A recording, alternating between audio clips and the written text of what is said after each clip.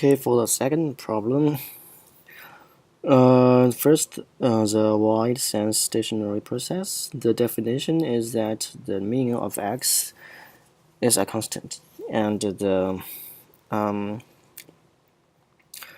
correlation of xt plus tau and xt is going to be a function of tau, and which is independent with time t.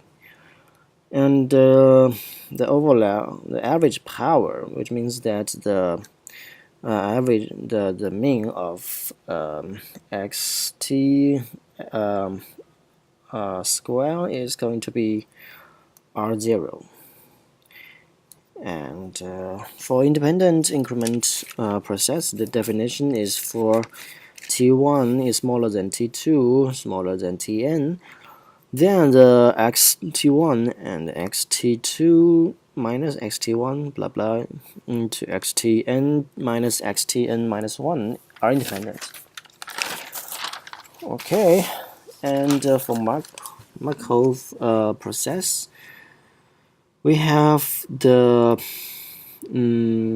definition of this is that the conditional probability that given xt2 equal to x2 blah blah xtn equal to xn, then the probability of xt1 smaller than x1 is going to be the conditional probability that given xt2 is equal to x2, and the probability of xt1 smaller than x1, which means that the conditional of the earlier time is going to be non-contribution.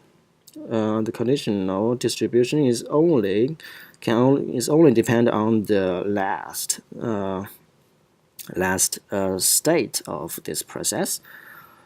And for Markov process, we can only the second order the statistic is enough for characterize the whole statistic.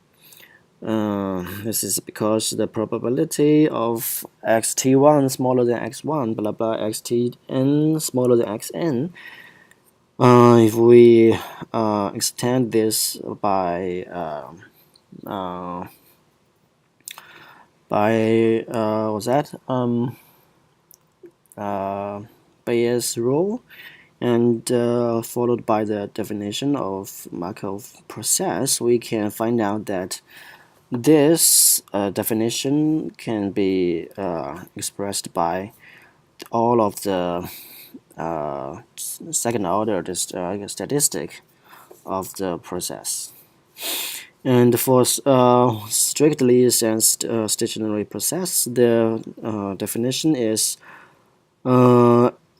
f xt1 plus tau and blah blah xtk plus tau is going to be equal to f xt1 blah blah xtk, and this is for all of the k tau and t1 to t tau. This is pretty strict, and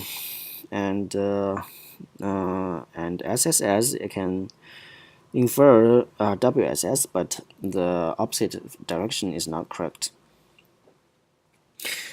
And for white noise, the definition is that the NT1 and NT2 are uncorrelated if T1 is not equal to T2.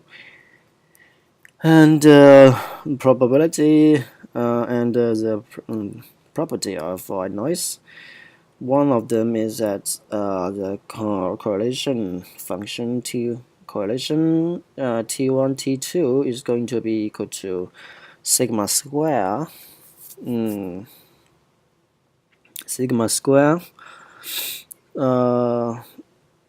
think it is covariance, and that is equal to qt1 and multiplied by delta t1 minus t2.